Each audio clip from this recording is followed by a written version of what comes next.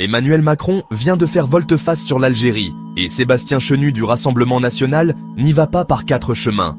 Emmanuel Macron est un trouillard. Voilà comment le vice-président du RN qualifie la politique algérienne du président. La situation devient explosive. Macron promet désormais une approche de plus grande fermeté avec l'Algérie et annonce la suspension de l'accord de 2013 sur les exemptions de visas diplomatiques. Un revirement spectaculaire pour un président qui était jusqu'ici relativement conciliant avec Alger.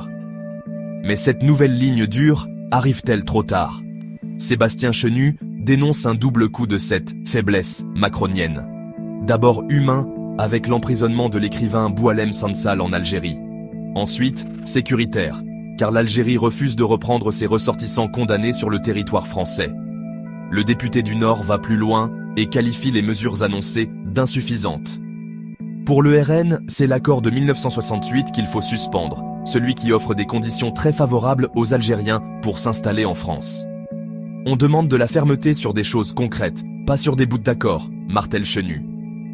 Si cette analyse des relations franco-algériennes vous intéresse, abonnez-vous maintenant, car nous décryptons sans complaisance les enjeux diplomatiques majeurs. La réalité diplomatique est encore plus complexe. L'accord de 2013 que Macron veut suspendre est déjà en fait suspendu depuis mai dernier. À cette époque, l'Algérie avait demandé le rapatriement immédiat de 15 agents français. Paris avait ensuite annulé l'affectation de ces agents prévus en septembre. Nous assistons donc à une quasi-rupture diplomatique qui ne dit pas son nom. Les relations entre Paris et Alger n'ont jamais été aussi tendues depuis des décennies. Macron tente maintenant de rattraper une situation qui lui échappe complètement. Le RN pousse ses pions et réclame une renégociation de l'accord entre l'Union européenne et l'Algérie.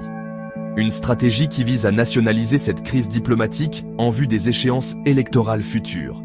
Cette fermeté tardive de Macron soulève une question fondamentale. Notre diplomatie est-elle devenue otage de nos divisions internes? L'opposition n'hésite plus à qualifier le président de trouillard sur des dossiers régaliens. L'affaire Boualem Sansal cristallise ces tensions. Cet écrivain franco-algérien reste emprisonné à Alger, et la nouvelle ligne ferme de Macron pourrait même compliquer sa libération selon certains observateurs. Rejoignez notre communauté en vous abonnant pour suivre l'évolution de cette crise diplomatique majeure qui révèle les failles de notre politique étrangère. Au-delà des postures politiciennes, c'est bien la crédibilité internationale de la France qui est en jeu. Comment expliquer qu'une puissance européenne comme la France se retrouve dans une telle impasse face à l'Algérie? Dites-nous en commentaire, pensez-vous que cette fermeté tardive de Macron peut encore sauver nos relations avec l'Algérie, ou assistons-nous à un échec diplomatique majeur qui aura des conséquences durables?